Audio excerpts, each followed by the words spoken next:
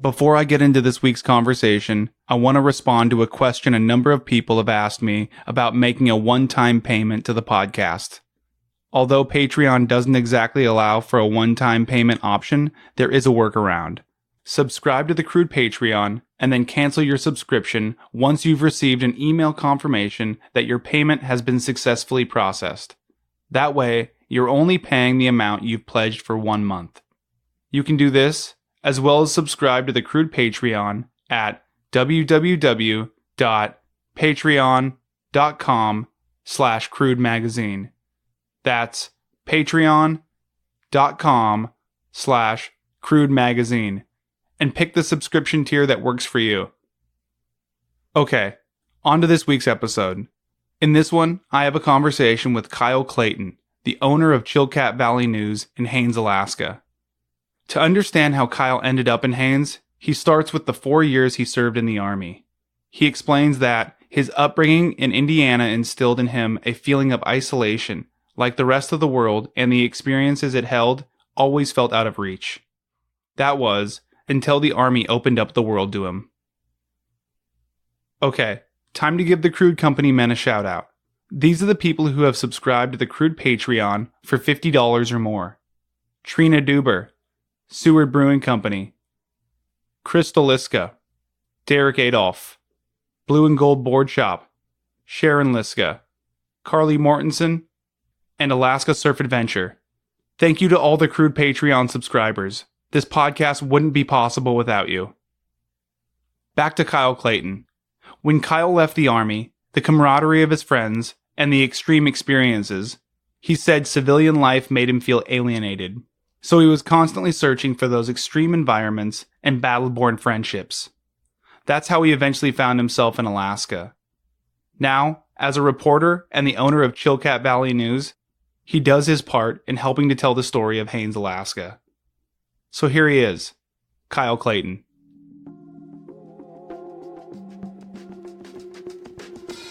This red light right here, it means we're recording. Okay, fired up. Crude conversations. Listen more than you talk. Go to work.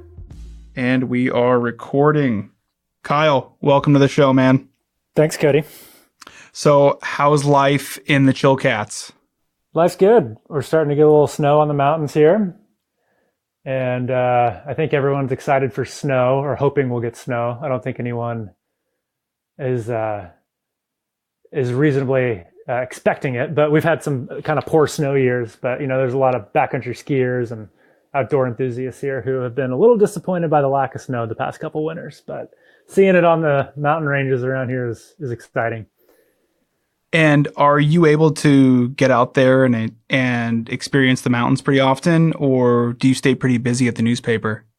Oh, I stay busy, but I'm able to get out. I just started getting into backcountry snowboarding. I built a split board with a local company here, Fairweather Ski Works, and they did a program where you could go in with them and build your skiers or boards or whatever it is. And I've got snowboarding background, and so I built a split board with them and have been able to get out. It's great.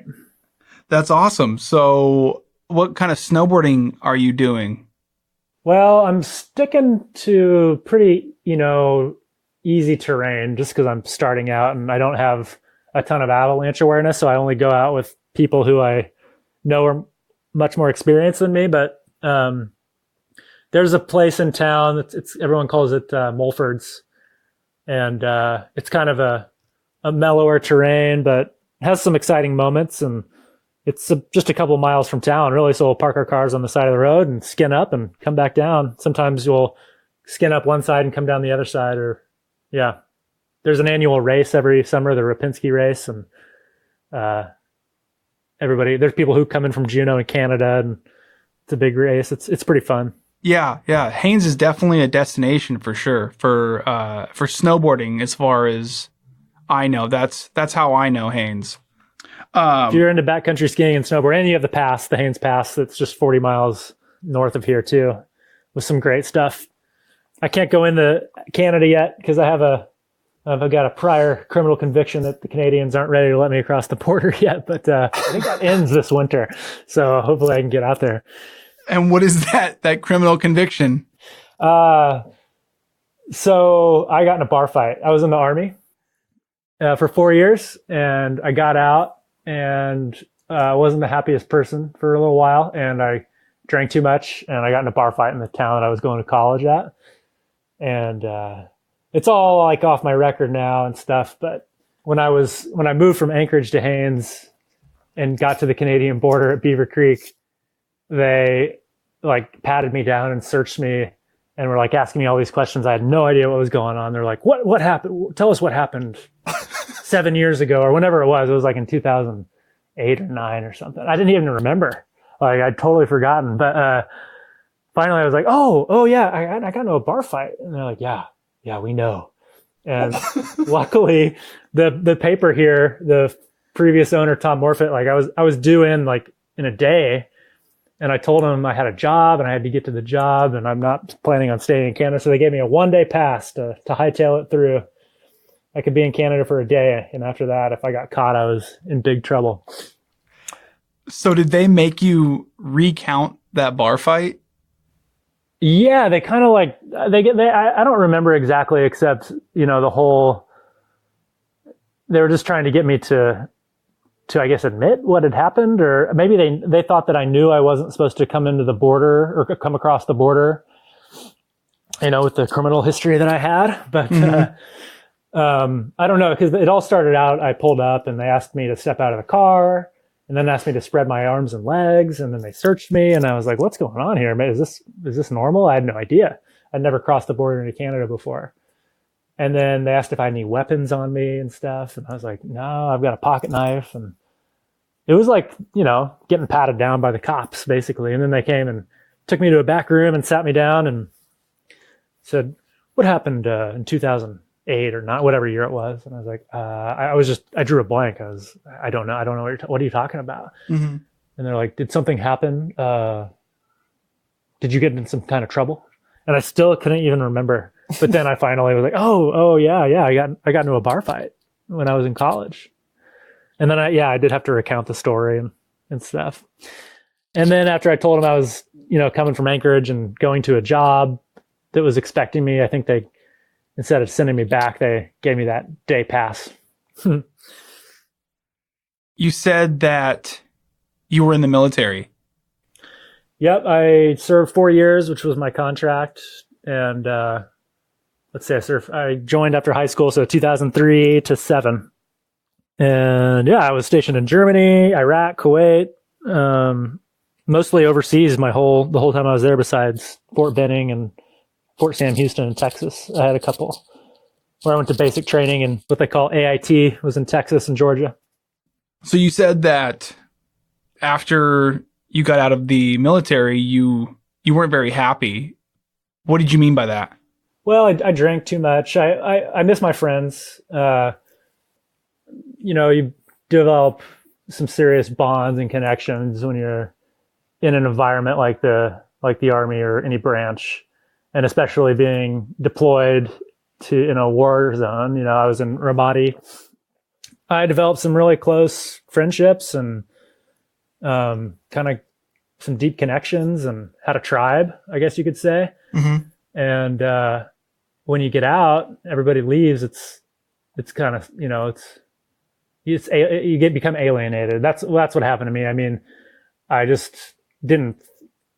We all knew that we were going to, separate and leave. I don't think really we knew what that would feel like, especially when a lot of us got out. Some of us stayed in, but most of us got out and went back to our home states or went somewhere, and it was just so completely different from what we were used to. And for me, I couldn't really connect with many of my peers.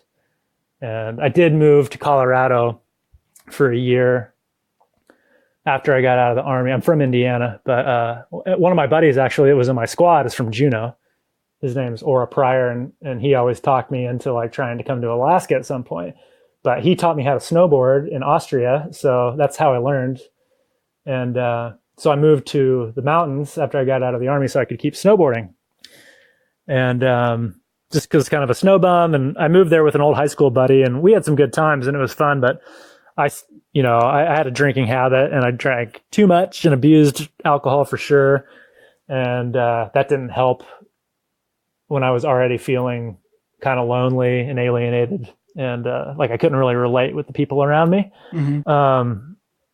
And when I went to college, that just was even more true because I was with a much younger group of people who many of them didn't really know what was going on from my perspective. And yeah, it was lonely. And alcohol was one thing I did to make myself feel better. And in Germany too, we were in this small town. It would be like a Haines or a Petersburg or one of these small towns, and there was an army base there. And so it was just a bunch of guys, there are obviously some females, but heavily weighted with men, and aggressive. We drank a lot. I mean, that's part of the culture, I think, is drinking. And there were lots of fights in the bars. Violence was just sort of a part of our life. And I had never gotten to a fight or was much of a fighter before the Army, but when I was in the Army, I got in some scraps, and it became normalized, I guess you could say. And that's what led to that bar fight in Indiana when I was in college. It was just some guy was kind of starting trouble, and I reacted harshly. Because that's what you knew at that point, right? It was normal, and I was drunk. I had drank a ton of whiskey that night, and I don't think I would have done it sober, but I just unleashed probably a lot of frustration that wasn't from him, or that he didn't deserve. But yeah. So you went to Colorado for a little while, and then when did you make your way to Alaska? After I graduated college. So I went back to Indiana, where I'm from, and moved to the same town that my dad lived in southern Indiana, and went to college at Indiana University, Ivy Tech. I went to a community college for 2 years before, but majored in journalism. I kind of, when I was in the Army, I developed a interest and passion for reading and started writing a little bit, and wanted to try to continue that and learn more about writing, and chose journalism because I thought it was the most practical way to make a living as a writer. And finished my degree there and got a job in Bethel, actually, at the public radio station. I interned at a public radio station in Bloomington, Indiana, where Indiana University is, and worked there as doing various jobs for about 1.5 years, maybe 2 years. And so I applied to a job at KYUK in Bethel, and that's what brought me here. So you went straight from Indiana to Bethel. Yep. How was that?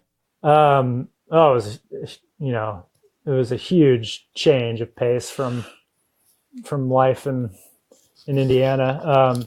Culture shock, I would think. Big time. Yeah, big culture shock. I had talked to people that lived there and worked there a little bit, and had a little bit of an idea what I was getting into. I was really interested in moving there for, seeing a different part of the world that I just knew was very dissimilar to what most of us are used to. Even here in Alaska, the other parts of the state, mm-hmm. Now that I've been to other places, but I just wanted to be in a place that was different. I kind of missed, there's certain parts of the Army that I missed. Like when you're in the Army, you're in the fringes of the world a lot of times. And it's kind of an extreme experience. And I kind of missed that too. And I just wanted to kind of get thrown into this alien place and learn about it. The stories were exciting. I got to go out to the Yukon and different villages and stuff.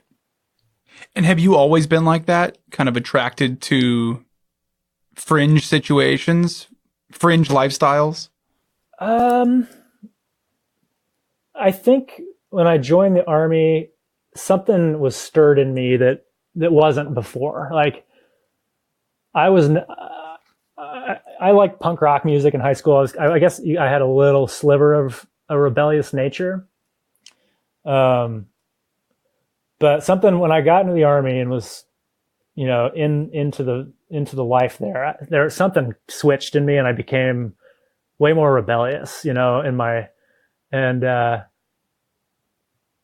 guess I've always liked kind of a rush, sort of an adrenaline rush, and trying new things and doing things differently. But when I was in high school in Indiana, I didn't really ever think that I could, move to Colorado or just leave or do something that wasn't like the norm, So like I knew I wasn't ready for college after high school. I wouldn't have done well. I didn't care about being educated or even knew what I wanted to do. But I also just didn't want to get a job and stay at home and stuff. And I thought the Army would just kind of bust me out of that. And then I met people in the Army and being in Germany, and I realized at that time, wow, I can do whatever I want with my life. I don't have to do anything I don't want to do. I could buy a motorcycle and just go on road trips, which I did. When I got out of the Army, I bought a motorcycle. Actually, I bought it when I was on leave from Iraq. But, and I would, just the possibilities of life, I didn't recognize them until all my freedoms were taken away from me. When you're in the Army, you're giving up yourself a little bit. You're a part of something much bigger, and you lose your freedom and your sense of, autonomy. And losing that made me really appreciate it. So is it safe to say that the Army kind of opened up the world for you? I would say so. Yeah. In a lot of different ways, on a lot of different levels. I had to confront my mortality. I had to, I got really interested in, I grew up my dad was a minister for most of my life, or when I was about 7, I think he became an ordained minister. And so I grew up going to church. My parents were divorced, but when I spent time with him, I'd go to church, and, there was just like, that was the thing, Christianity and the small life that I had in Indiana. And I mean, I had some great times, and my family's great, but it was a small slice of the world and a small way to live. And I don't mean that as a judgment. I just mean that it was the one way I knew. And then, going to a different country, meeting people from wildly different places, different ethnic group. There was Filipino people, people that barely spoke English in the military. So I was exposed to all these different types of people, different places, different points of view, thoughts. I read all kinds of different books, and it did. It opened up a lot to me, and it really forced me to think about what I valued too, and what was. I never thought, like, what is a good life? Like, how do I want to live in the best way possible? And I think a lot of that has to do with, because in a time of war, you think about, your own mortality and how, you could die. And so how do you make the best of life? And were you writing this entire time while you were in the Army? Was I writing? Yeah. I wrote a little bit. Not much. I don't have much to show for it then, but I read vigorously. I was a voracious reader when I got into the Army, and not so much before that. What kind of stuff did you read when you were in the Army? One of the first things I read was actually right before I went to basic training. It was the Tao Te Ching, Lao Tzu. Mm-hmm. And that totally blew my mind, because it was like, oh my God, there's this whole different way of looking at spirituality. And I was really attracted to the Tao Te Ching and what it had to say about life, I guess. And so that book influenced me, or at least changed my mindset, opened my mind. And then I was a huge fan of Kurt Vonnegut. He's from Indiana, and I read almost all his books probably in a few years when I first got in the military. And actually, when I was in Kuwait, I wrote him a letter, and he wrote me back. No way. Yeah. Catch-22 was a big book I loved. Steinbeck. I tried reading a bunch of different philosophers. I probably understood about a quarter of what I read, but I definitely dabbled in different types of philosophy. again, surface level readings, but just new thing. I just wanted to learn about new ideas and new ways of thinking. Do you mind if I ask what you said in that letter? Oh, to Kurt Vonnegut? Yeah. I think I told him where I was, what I was doing, some of my hesitations about the war in Iraq and my own moral conflicts, ethical conflicts. I was kind of unthinking, when I first joined the military. I joined because I think for a lot of different reasons. I don't think I had one reason, but I didn't know much about the war in Iraq when I joined. I didn't give it enough thought. And the longer I was in and the more people I talked to who had been there, and the more I saw, I guess, the more I started to question its value or why we were there, or why any of us were doing it. And I kind of went into that very briefly in that letter that I wrote. But he was obviously a critic of war and of what our leaders get us into a lot of times. And that was basically a summary. I can't remember any exact phrases or words, but he sent the thing he sent back was a postcard of that tombstone from Breakfast of Champions. There's a lot of pictures in that book, and one of them was this tombstone that says, "Life is no way to treat an animal." And he sent a postcard with that image and maybe 2 paragraphs written, basically. Kind of what I remember from what he wrote was that, this is life. It's kind of shitty sometimes. Was basically how he responded. How did that feel to get that? It felt great.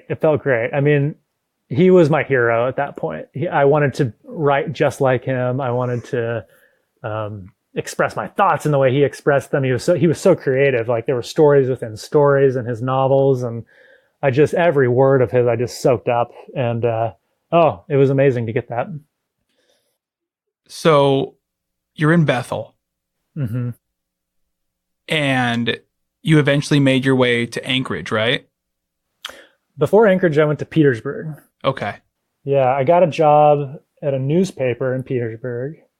I worked there full time for a year, and I kept seeing the fishing boats going in and out. And Petersburg's a big fishing town. And probably similarly to what drew me to Bethel or any of the other things I've done, is I really wanted to see what commercial fishing was like. There was the draw of the money that you can make, of course, but I guess I wanted to. I always want to be in it. Being a reporter is sometimes hard because you're interviewing other people about cool things they're doing or other people's experiences, and I really love the idea of just going and doing a thing, And I really wanted to try it out. It seemed like if I'm going to live in Southeast Alaska and in Petersburg, I got to try commercial fishing, or else I don't feel like I really lived in that place. Mm-hmm. And so I got my first job on a trawler. And I also had a potential for a book deal at the time. When I got out of college, I wrote a essay about some of my experiences in the Army, and it won an award. It was like a collegiate contest. It was called the William Randolph Hearst Awards or something. It won like a first place prize. But do you remember what those stories were about? Yeah, well, it was sort of. I had turned a lot of my experiences into fiction. And so I was writing short stories about things that had actually happened to me, but I wrote them with fictionalized characters and stuff. And one of my professors, Tom French, we were doing our semester project, and we were talking about what I might write. And he asked me if I had written anything about my military experiences, and I told him about the fiction that I had written, and he read it and said, you got to write about this. So he kind of helped me piece together and these disparate threads. But a lot of it was the title of the story was, I can't remember, but I could look it up. But anyway, the kind of the climax of the story was I was sitting in this, gun nest on the Euphrates River in this observation post, we called them OPs. And a couple of nights before that, a couple of my buddies were up there, and what we think was a sniper round went right next to their heads. And it was my turn up there, and I was just thinking, oh my God, I'm just sitting up here. I'm like a sitting duck. Any minute, it could just be over. I'd be snuffed out like that. I wouldn't even know it. And it's just, I was just tense, and this one night, I couldn't get that out of my mind, and it was just extremely stressful. But that is, you live with that quite often, but it's for some reason that night, knowing that a sniper had just fired around, it was just hitting me more heavily. And then I hear my buddy down below me zipping duct tape around all the seams in his uniform because the mosquitoes were bad, and he was just like cursing the mosquitoes. And I looked down, he was just like covered in duct tape, and I just started laughing my ass off. I mean, it just broke the tension. It just dissolved. And I realized, here I am, I'm laughing. This is all I really have, is like this moment. You have to let it go. You just have to let it go. But, and then there was some other, anecdotes and things about just what it was like, what some of our missions were. But that tension was a theme, like that constant kind of tension. But anyway, so the reason I brought that up is because I quit the job at the newspaper because my professor, Tom, who helped me edit that, introduced me to his agent, and she read it and wanted to give me the opportunity to like write a book and try to expand it. And I never really wanted to write a book about my experiences, but I thought, why not? Let me just try. So I quit the job, went commercial fishing, thinking I'd make a bunch of money, and then I could, sit in a cabin and write my book. But I guess I didn't do it. I wrote a half-hearted book proposal. The fishing wasn't very good. I was on a trawler, which don't make a lot of money. So I didn't have the money that I thought I'd get. And then I couldn't, I don't know. It just wasn't, I guess it wasn't in me to write a whole book about my experiences. I didn't know what I wanted to say. And so I kind of went back to the newspaper part-time and kept commercial fishing. The next summer I was on a seiner. Summer after that, I was on a different seiner, and then I started going to Bristol Bay and continued to work part-time for the newspaper until I moved to Anchorage. And so what did you do in Anchorage? In Anchorage, I freelanced for the Anchorage Press, and I wrote a couple stories, maybe 2 or 3 stories for at the time, the Alaska Dispatch, and I substitute taught. I was trying to get a more full-time job at one of the at the Alaska Dispatch. That brings us to you being in Haines at this point, right? Yeah, I mean, I was in Anchorage for maybe 6 or 7 months doing that, freelancing and substitute teaching, and then I was just getting impatient there and didn't really want to keep subbing. Subbing's tough. I subbed for a while, and I think that if anybody's listening to this, if you are new to subbing, go to a school around where you live or a school that you've heard of.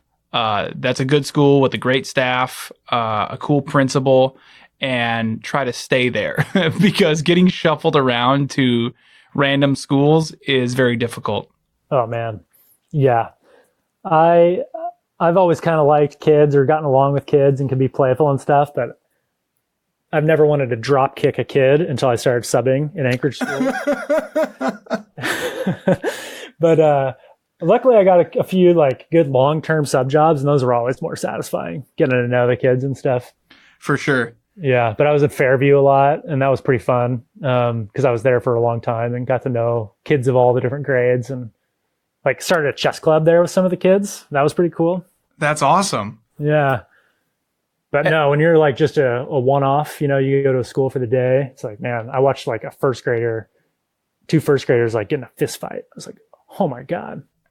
Kids are ruthless, dude. I remember my very first sub job was, I won't say where it was, but I went into the classroom and waiting for, all the kids to show up. And I think it was like 3rd or 4th grade. and this one student shows up, and I think he must have been like, the troublemaker, right? And he comes in and he just picks up his desk and he throws it. Oh yeah. Yeah. When that happened to me, when those kids started fighting, I just like froze. I was like, okay, is this real? It's crazy because you can't, you're not allowed to get in between them. There Can't are, touch. yeah. So you have to just let them duke it out, or, get the disciplinary teacher or, whoever's responsible for, breaking them up. And then that person shows up and usually the fight's over by then. And Yeah, I felt lucky that I couldn't touch. There was a couple of kids. There's like, I don't think I could take that kid, even like a second grader sometimes in school.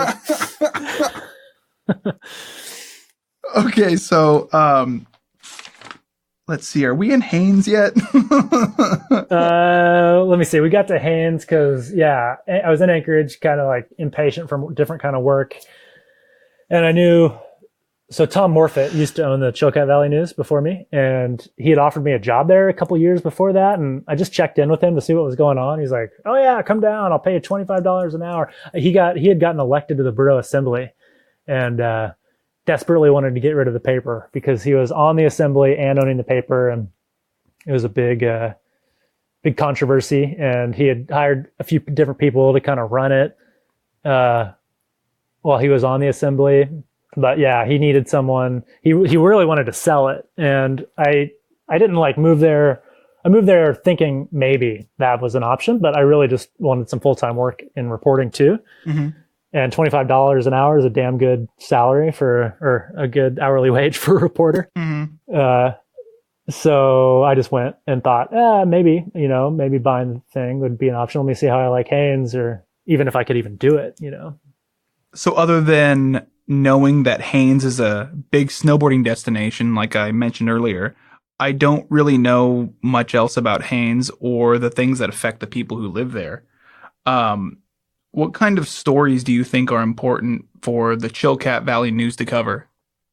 Important stories. Well, the biggest issue right now probably is a mining exploration project that's about 35 miles north of town.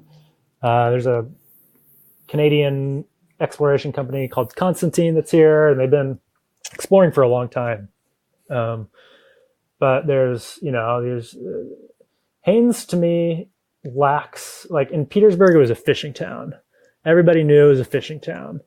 If there was going to be a mine proposed there, everybody in that town would come out against it, because they don't want to have anything there that would affect fishing. Mm-hmm. Haines doesn't have like one thing that people can get behind. There's a fishing fleet here, and it's a good fleet, and there's the tourism industry, which is pretty significant. And there's the school system in the borough government and stuff, but it doesn't have anything to rally around, I guess. And it's not like every town has that, but I'm saying all this because there's a huge division in this town. Like there's people who think, the mine's going to come and we're going to be jumping in piles of gold like Scrooge McDuck, it's like mine at all costs.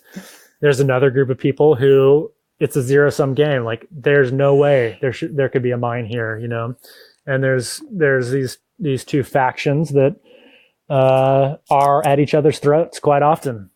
And how many people live in Haines? It's a town of 2,500 people, not including the summer influx. So it's small.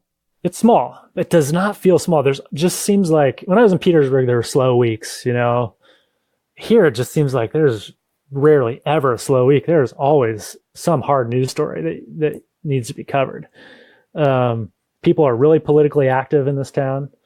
One of my first nights here, I went to somebody's house. They brought me over to kind of like a small house party, and this kid who's our age had the U.S. Constitution on his toilet. And I mean, it's just people are really engaged here. And yeah, there's a lot going on. There's just a lot going on. So how do you handle a delicate story in a town like Haines where everyone basically knows each other? It's hard. You just do your best. You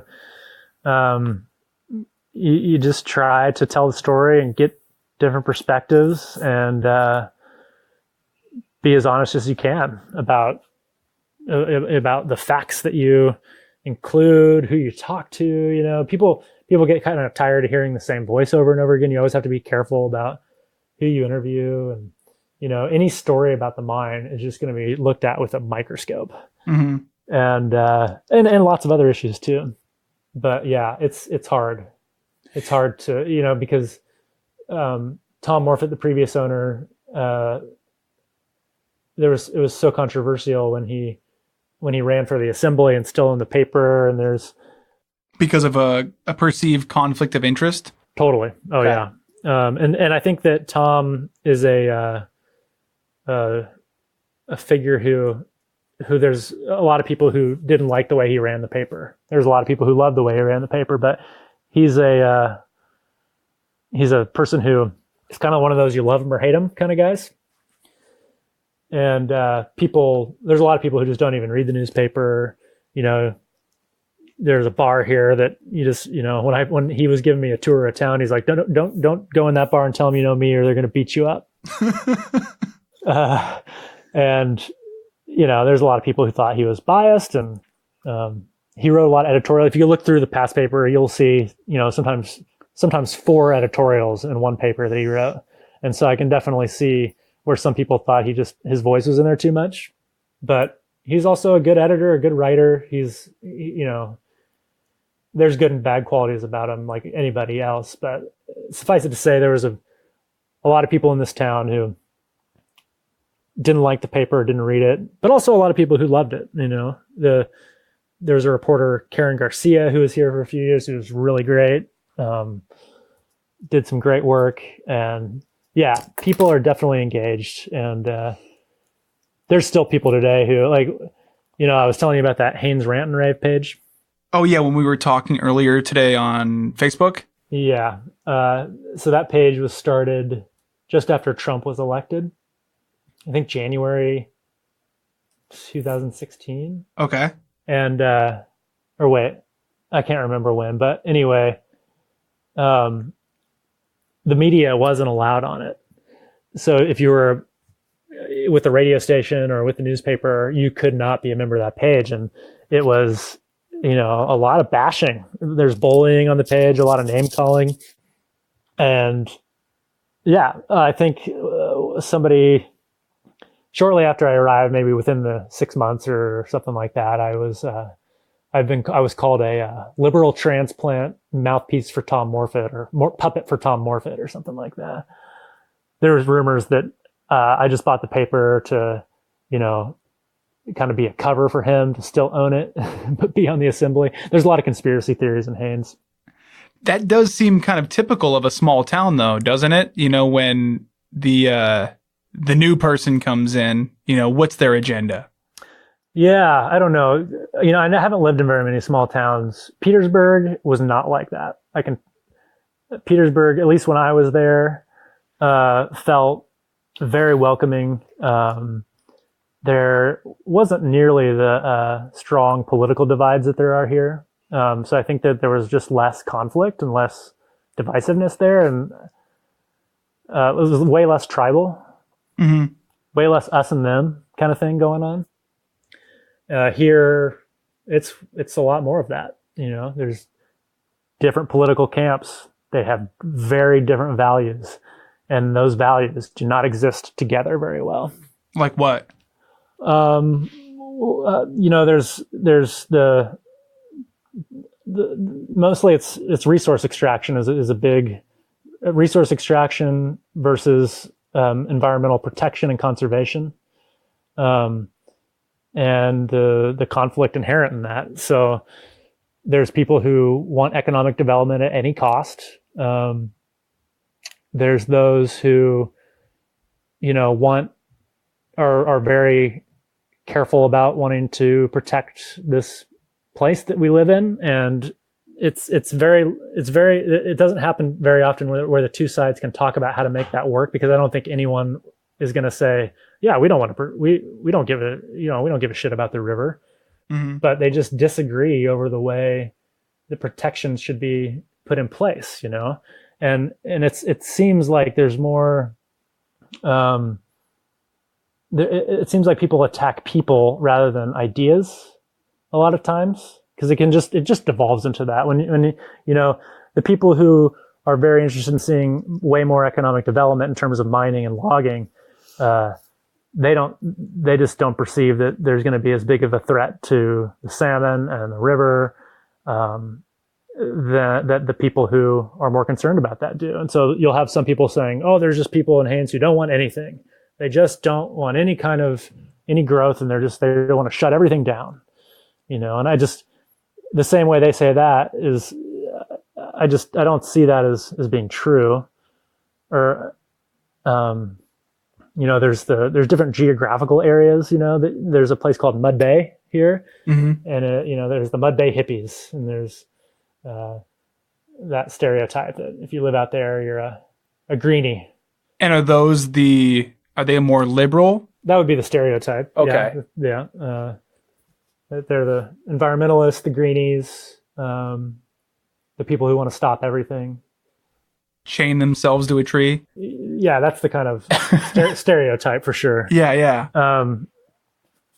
And I think, I was in one of the press clubs a couple of years ago, and I can't remember the name of the man who had retired after like 30 years at the Alaska Dispatch, Anchorage Daily News. Do you remember that guy? Charles? Wolforth? No, he was the arts and culture reporter for the ADN. Oh, I'm not sure. Anyway, he had at the press club, they had a kind of a celebration for his retirement, because he'd been in Alaska journalism for so long. But I talked to him that night, and he started out in Haines, and he was asking me, he's like, is it still as divisive as it was when I was there, 25, 30 years ago? And I was like, I don't know. And I told him, because right when I got here, there was a recall. There was a group of residents who tried to recall 3 assembly members. And it was just like fireworks as soon as I landed in Haines. And so, yeah, I was like, oh, totally. It's very divisive here. Very little trust between these different groups of people and different, I guess you could just call them factions. Do you think that is a byproduct of almost like willful ignorance? Like, I'm not going to educate myself on the other side's politics because I'm steadfast in what I believe. Yeah, I think there's some of that. I think, when I moved here and started experiencing what the sort of the quality of the discourse that occurred, I got really interested in learning more about like tribal psychology and identity politics. And after Trump's election, it sure did whip up a frenzy, on just lots of interesting dynamics. But I was just listening to this podcast yesterday, actually. This woman, Liliana Mason, wrote a book called Uncivil Agreement or Civil Agreement. I can't remember the title. Anyway, she was talking about how we are just tribal by nature, right? We want to form groups. And once you're in a group, you want your group to win. Like, she cited this study about how they formed these groups, and they asked the group members, would you want your group and the other group to have $5? Or do you want your group to have $4 and the other group to have $3? And these are just kind of arbitrary numbers, but people would more often choose $4 and the other group $3 rather than both $5, because winning was more important. Getting more than the other group was more important. So I think a lot of this stuff in Haines and elsewhere, not just here, has to do with these identities and these groups and these tribes that we think we belong to. When I think it's reinforced in things like, when you watch how people talk about politics, it's like a sports team. They're rooting for their person. Totally. Oh yeah, it's your team. Exactly. They had one of these other studies that she talked about was asking people, do they support, they would support like background checks for gun purchases. And I think it was like 80% of the people said yes. But then when they asked the same question a different way, do you support Senate passing a bill that would require background checks? I think it was like 30% less people said yes, because it would mean that like the Republican Party lost. And I don't want to bring up Republicans, right? Because we all do this. I do it. it's our instinct, I think, to like be tribal like that and to think about the groups that we're in or who we identify with. Mm-hmm. Yeah, I think it's important right now that both sides have a civil conversation with each other and actually listen. That's what that question was about, where I asked if certain factions in Haines were willfully ignorant because, they don't want to educate themselves on the other side's politics. Yeah, I have to be careful about what I say. I think we all can be that way for sure. And I think the more emotionally invested we are in a given issue, and whether it's conserving and protecting this beautiful place that we live in, mm-hmm. or whether it's creating jobs so that people can have a little bit better living, like those are all deeply personal and emotional issues. And so it's really hard to climb outside of that and be, rational and reasonable and listen to arguments. It's just such a knee-jerk reaction to just fight and go along with the line. There's it's primal. It's primal. Yeah, totally. How often do you get like immediate feedback from people? Oh, almost every day. Yeah, I've gotten a lot of great feedback. I've felt really welcomed, and people are very appreciative. And I've had, the opposite, whether it's calling me the liberal transplant, Tom Morfitt puppet, or, that I biasly reported something false, or, a lot of it's good. I want to get feedback and I want to have conversations. There's this great book, The Elements of Journalism, that talk about, it's not every profession that has to admit their mistake, like as soon as they find out that they made one, right? Mm-hmm. There's not most companies won't print a correction in their press release, or any politician, but that's what we, ideally try to do. We have to, when we make a mistake, we promptly announce it. And I make mistakes for sure. And my reporters have made mistakes. And so I do want people to give me feedback. And I think oftentimes we're all a little bit right and all a little bit wrong, in the way we perceive things. I like that. I think that's pretty true for everybody. We're all a little bit right and we're all a little bit wrong. And I think that understanding that probably helps us get one step closer to understanding each other better. Yeah.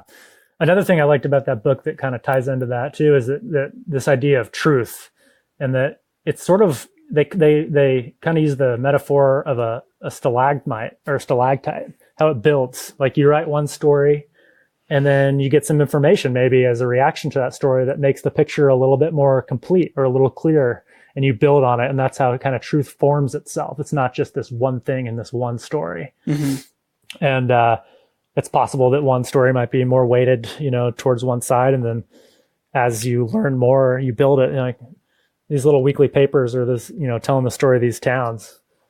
And especially in such a small newsroom when you have like, me and one other reporter doing it all mostly.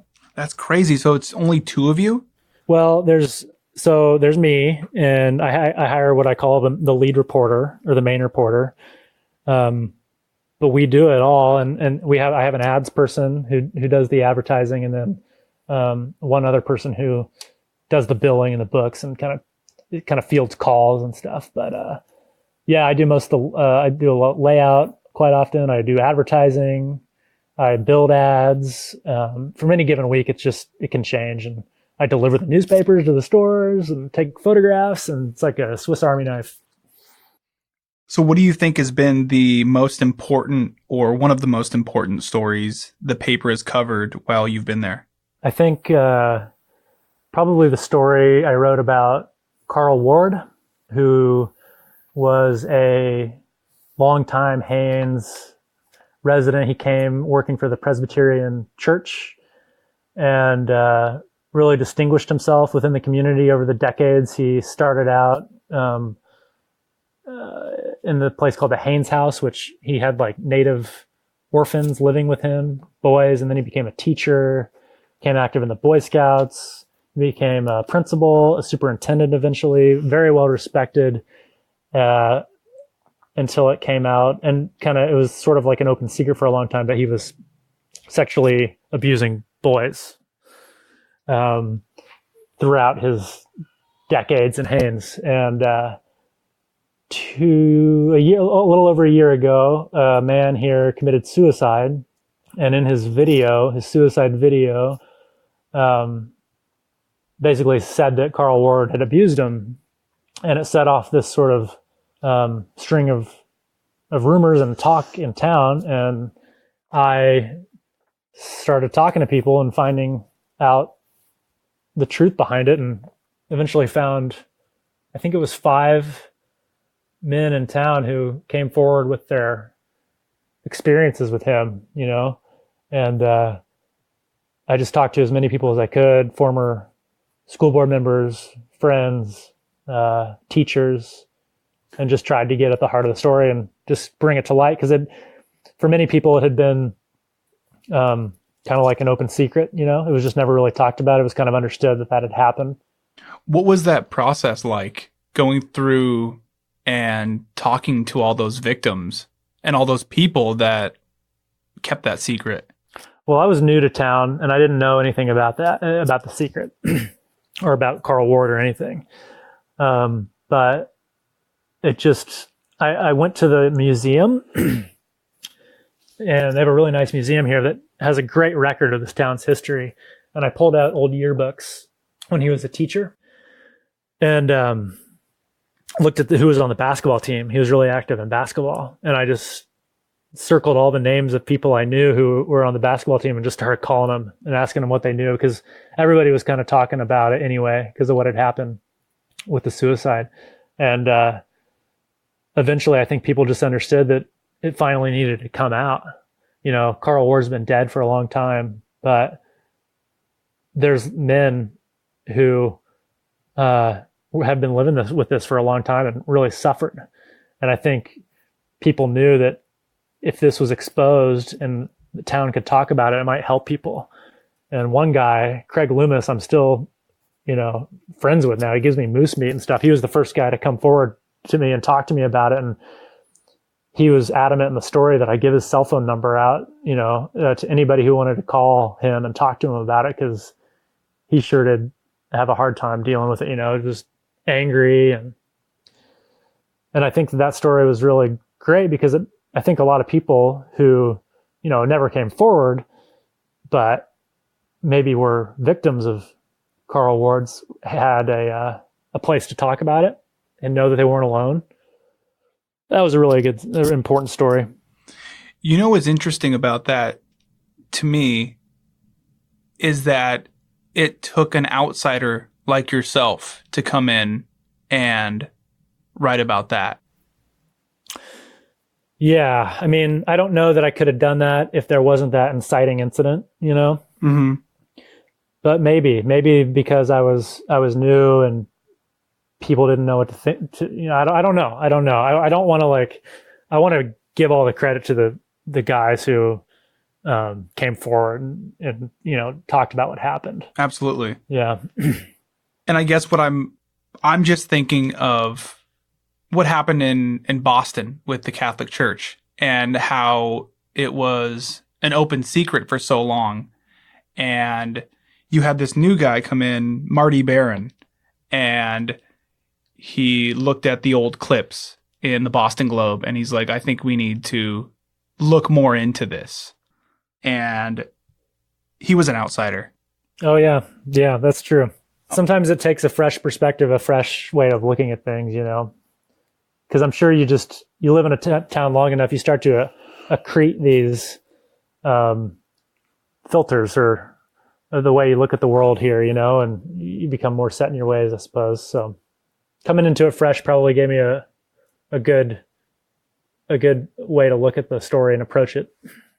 Did you see it having any specific effect on the town? Oh, I think so. Yeah. They addressed it at the assembly level and came up with a new policy to name things, because the gym at the school was named after Carl Ward.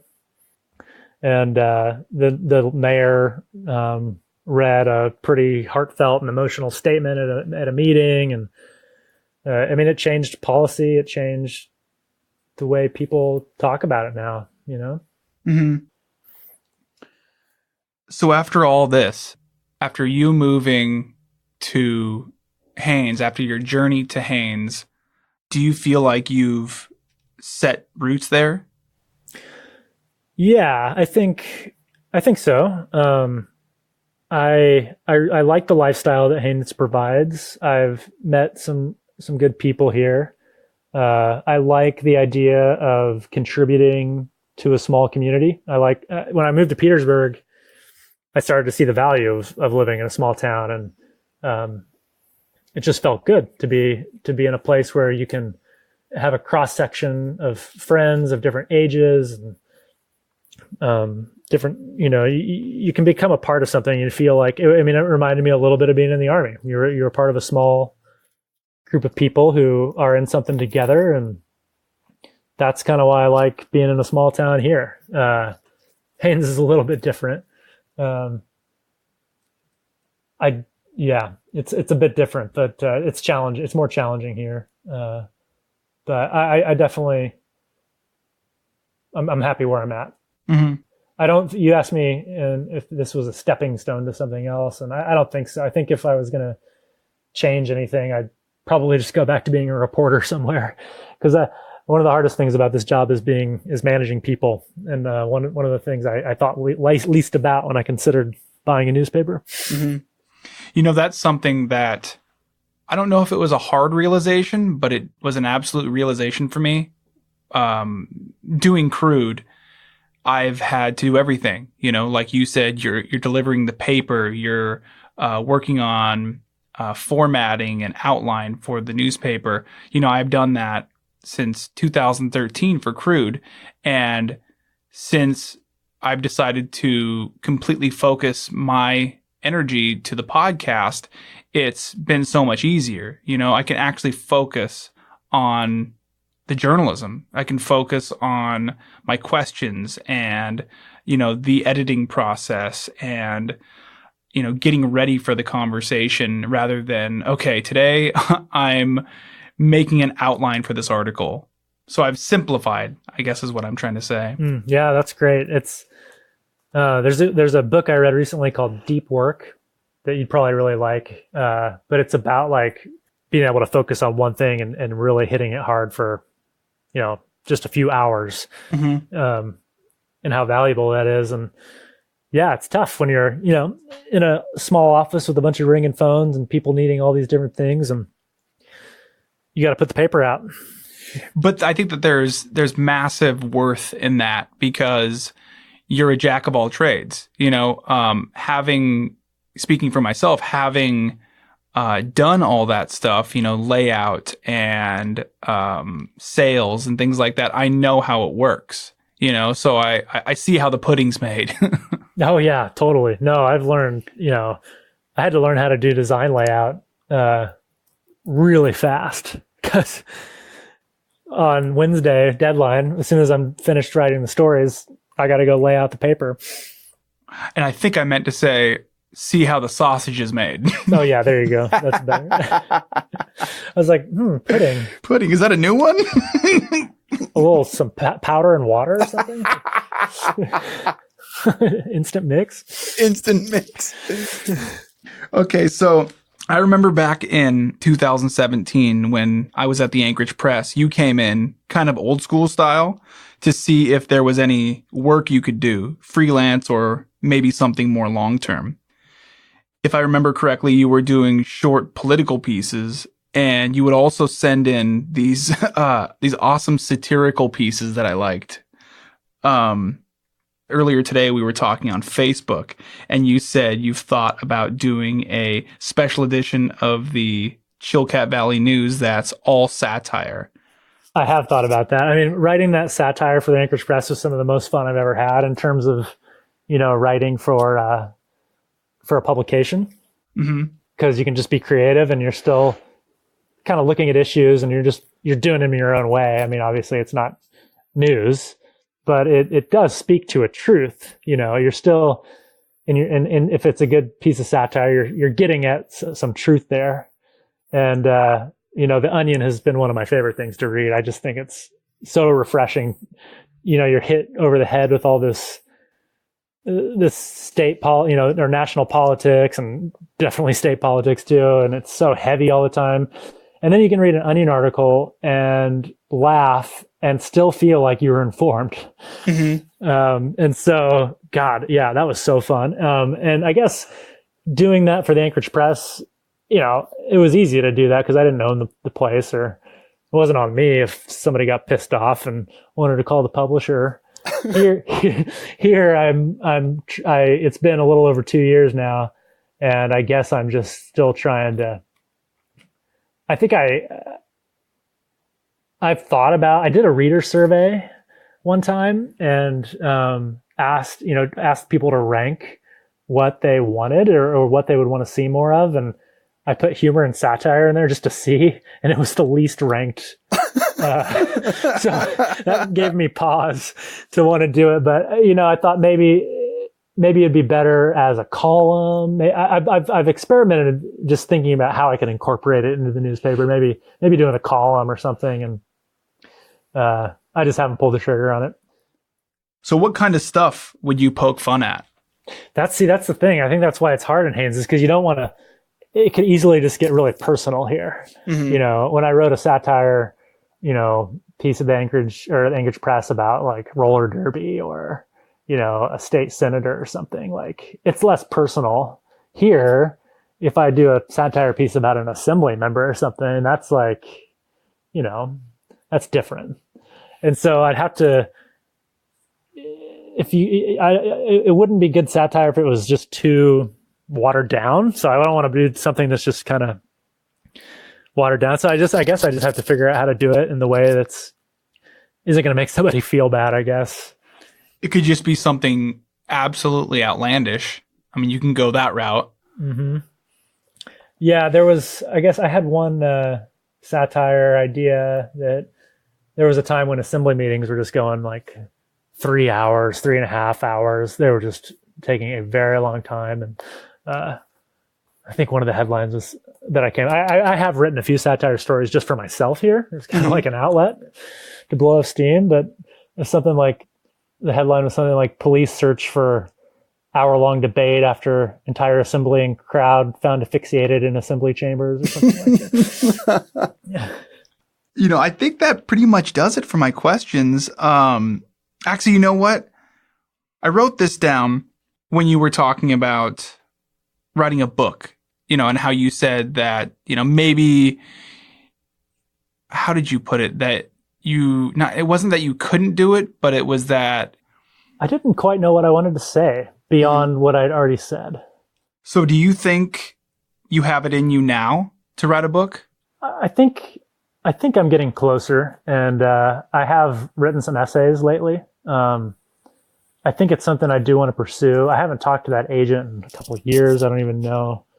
But anyway, I think I have avenues, and I do think that I do want to pursue something like that. And I've got a little more confidence. I guess I didn't have the confidence a few years ago, but as I've gotten older and more experienced, and this job especially is like, I've grown a lot in the past couple of years doing this, but I do think I have maybe a little bit more idea of what I'd want to write about, what I'd have to say. And I think it would go beyond just my military experiences too. So you've learned a lot at the Chilkat Valley News. Do you care to drop some gems on me? Oh, God, I wish I had something more insightful to say.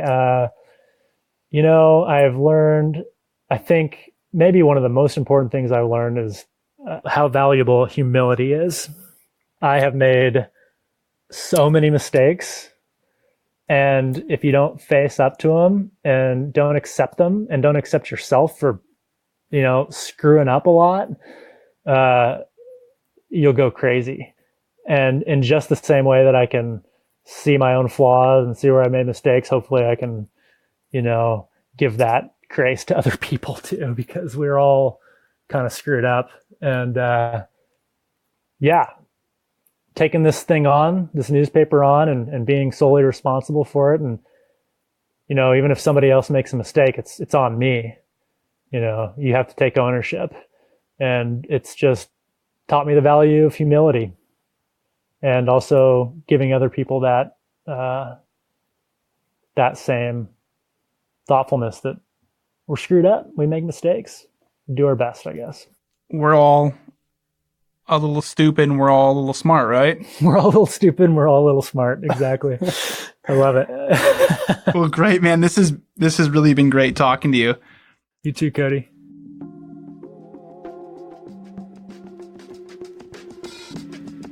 For more information about how you can support local grassroots journalism, go to www.patreon.com/Crude Magazine. Crude Conversations is written, hosted, and produced by me, Cody Liska, for Crude Magazine. Music was produced by Alcoda Beats.